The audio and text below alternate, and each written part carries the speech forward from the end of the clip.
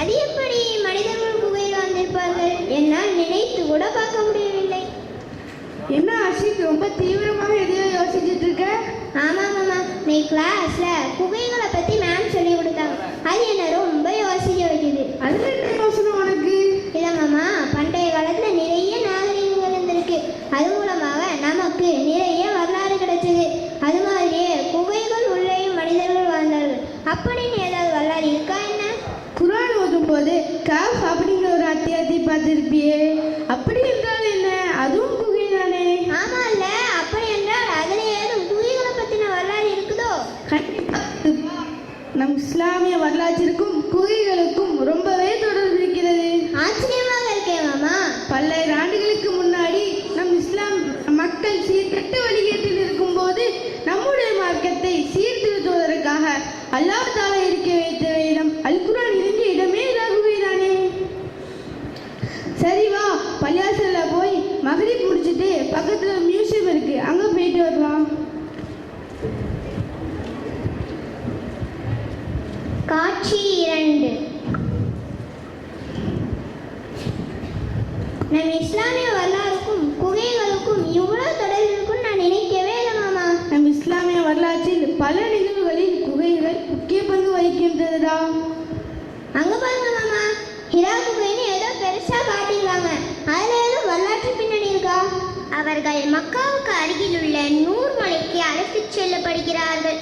அன்றைய காலத்தில் வட்டி, விபச்சாரம், பெண் சிசு கொலை போன்ற வழிகேடுகள் அனைத்தும் நபி ஸல்லல்லாஹு அலைஹி வஸல்லம் அவர்களை சிந்திக்கவும் கவலையடையவும் செய்தது.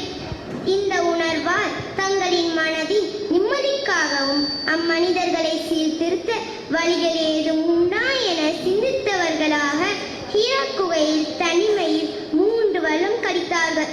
நபி ஸல்லல்லாஹு அலைஹி வஸல்லம் அவர்கள் ஜிப்ரீல் என்னும் வானவர் மூலம் அல்லாஹ்விடமிருந்து தமது முதல் வஹி என்னும் இறை செய்தியை பெற்றார்கள். இது அவரது இறை தூதர் பணியின் தொடக்கத்தை குறிக்கிறது. சுப்ஹானல்லாஹ், முதல் வசனம் இறங்கி எடுத்தது இவ்வளவு அழகான வரலாறு இருக்கே.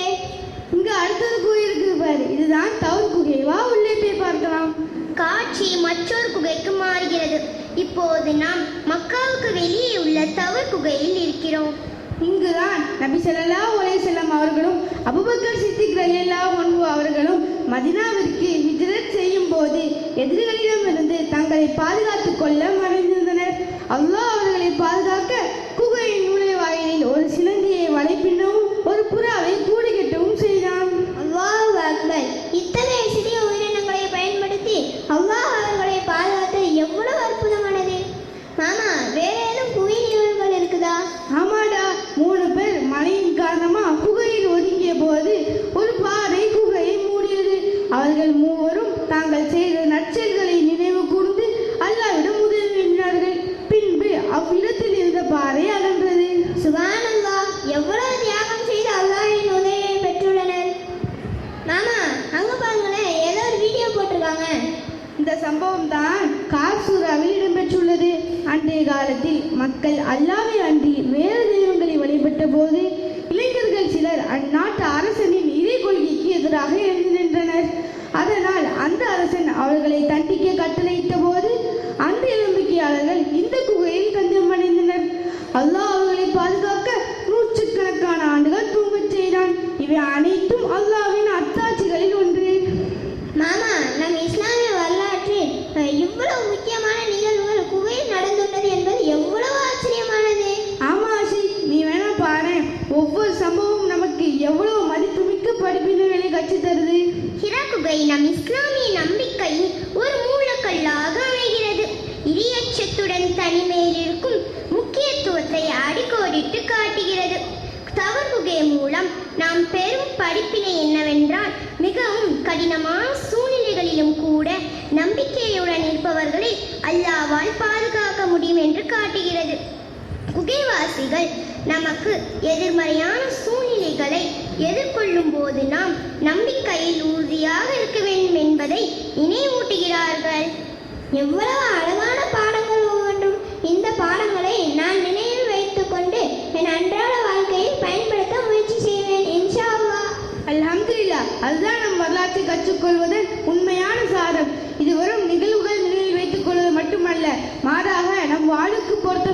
பாடத்தை புரிந்து கொள்வதாகும். இந்த குகைகளின் மூலம் நாம் அறிந்த படிப்பினைகளை நம்முடைய வாழ்க்கையிலும் கடைபிடித்து இரையச்சமுள்ள அடியார்களாக நாம் ஒவ்வொருவரும் மறுமையில் எழுப்பப்படுவோமாக. ஆமீன் யா ரப்பல் ஆலமீன். அஸ்ஸலாமு அலைக்கும் வரஹ்மத்துல்லாஹி வபரகாத்துஹு.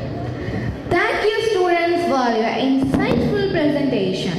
May Allah reward you for your efforts and increase you in knowledge. And now, here comes the sculptures. Sculptures capture movements, emotions freeze in the action and embodiment. Memory sees a timeless bridge to eras past. Sculptures ensure that beauties last. So see them, truly see them, the tales of old, the artistry in each sculpture. Find the spark that brings to the life the ultimate artist marks. Please welcome Bakir Muhaydin and your team.